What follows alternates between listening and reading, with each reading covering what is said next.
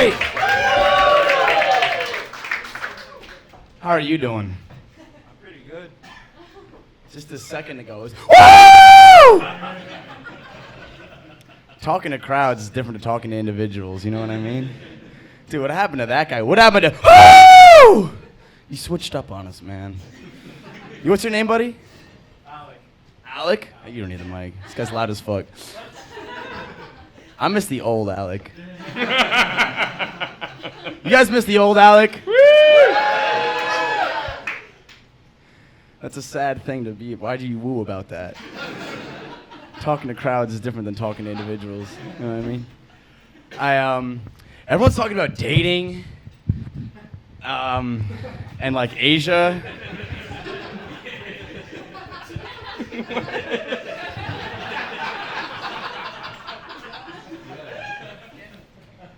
I'm white and I speak Japanese, so. That's right, I put the Asian in Caucasian, and sometimes I put my Caucasians. Clap, that's fucked up. So, all right, anybody here like watch anime or like watch Japanese movies or anything?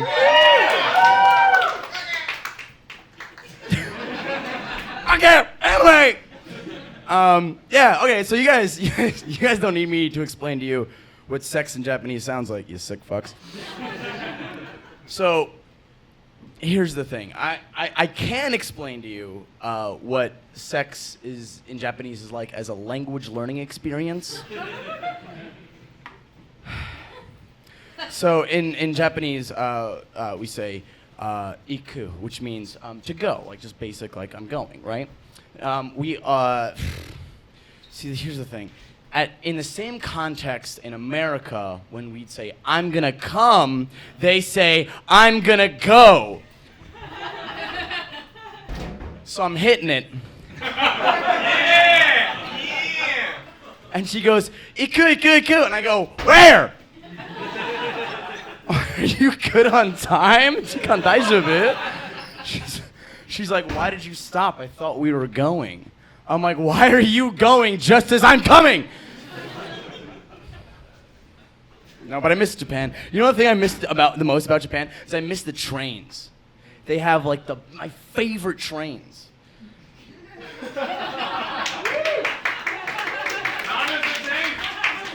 Yeah, I know. I was like, wait, you sound like a 4-year-old. Guys, the trains are so cool. Oh my God, you gotta. No, they have cute trains. They do this.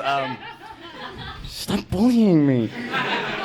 So they do.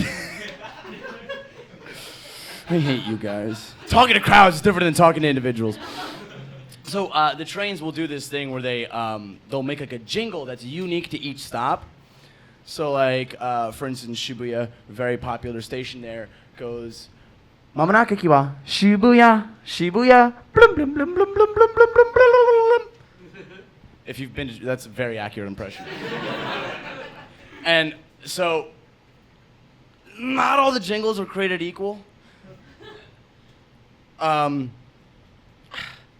like one of the Roppongi, the red light district, does this like weird thing, and it's so real, guys. I'm telling you an honest story right now.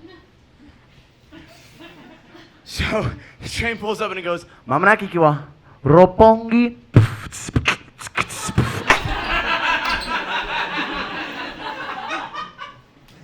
I laughed too hard. I'm not shaking any of your hands. Everybody who laughed. Wash up first. But like, my favorite station is Gotanda. In Gotanda Eki goes, Mamonaki wa Gotanda.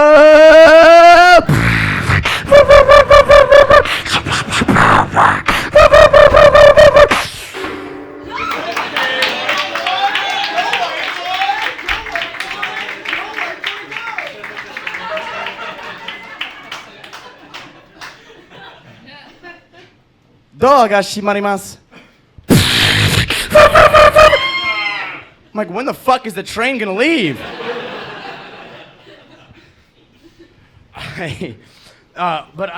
New York trains do this really fun thing. You guys know how fun New York trains are, right? Like they've got bullet trains. We've got bullets on our trains, you know. Fun time in New York, am I right? You guys had to commute to get here. So like, this guy's laughing too hard. You were the ones who put the bullets on the trains. I know it. It's fucking Alec over here. It's the same guy.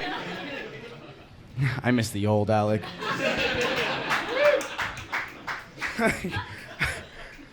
Like New York trains have some bangers. Not gonna lie, we got some bangers. We got the classic boom boom. Oh, I got that on my iPod Shuffle. No, but like my favorite person in the world wasn't the Korean girl who left me during the pandemic. Comedy is therapy. My favorite person in the world is actually somebody who works for the MTA, and we all know this guy. The train goes, boom, boom.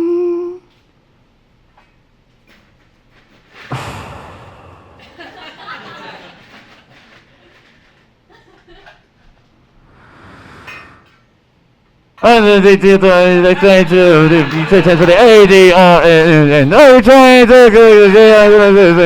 closing doors, please. Boom, boom.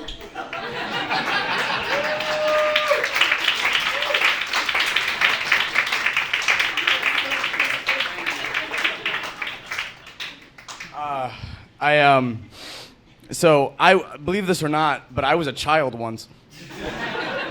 Fucking wild.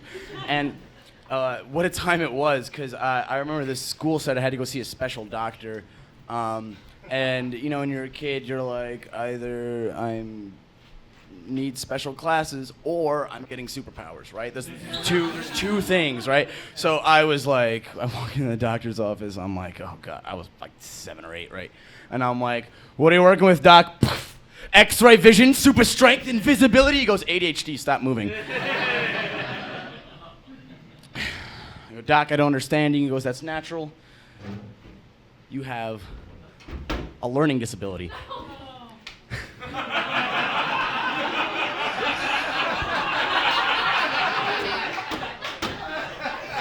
No. How do you think I feel? So he goes, all right, I'll spell it out for you, dummy. He goes, basically, ADHD stands for attention deficit hyperactive disorder. And I wasn't paying attention, so all I heard was hyperactive, and I was like, fuck yeah! Did I just scare the shit out of you? I'm so sorry. I'm like, oh my God, I'm hyperactive. I'm like, I'm going to need to wear weights all the time to keep me from moving too fast. The doctor's like, you need to take Adderall all the time to keep you from doing this shit in my office. I go, doc, I still don't get it. And he goes, sure. What you need to understand is that you're not like the other children in your class. I go, you hear that, Mom? A doctor said I'm built different. Yeah, sure. Everyone's brain is built different, but yours is built with an OSHA violation. So, anybody who didn't get that joke, I'm not coming to your house. Shit's about to fucking collapse. Like my brain. Dude,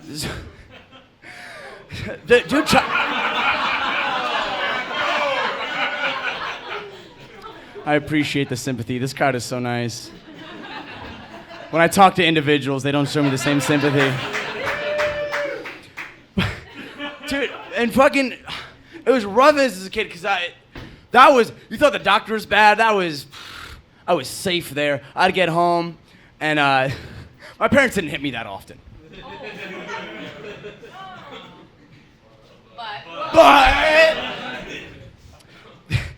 But when my dad did, he'd say, Colby, this is gonna hurt you more than it hurts me. I know, fucking hilarious. I never asked him if he was okay.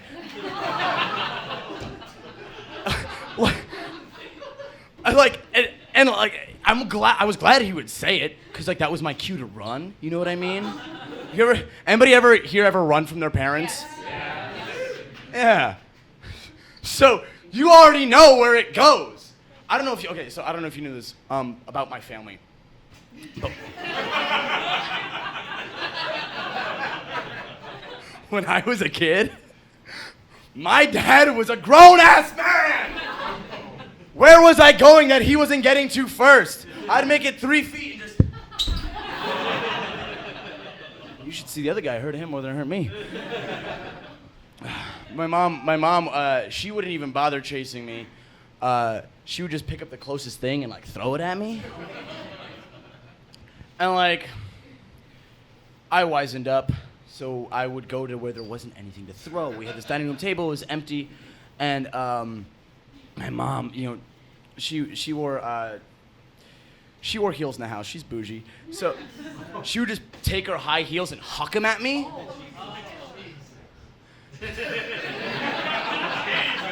I know. A man of the cloth. What's your name, buddy? Eric. Thank you, Eric. A faith-practicing man. Are you a man of the cloth? Oh, well. Then your prayers mean nothing for me, Alec. I don't know if you knew this about my family, but I'm no longer a child.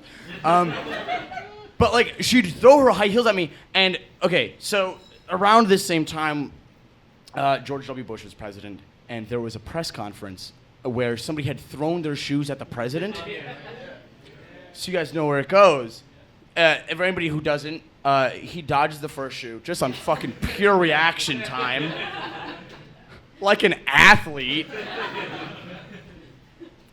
Then, a master strategist calculating the enemy's ammunition, 2 shoes in every pair, bang, dodges the second shoe. That's my fucking commander-in-chief right there. Cut back to me at the dining room table, dodging my mother's high heels like the president of the free world. Just, oh, say, can you see?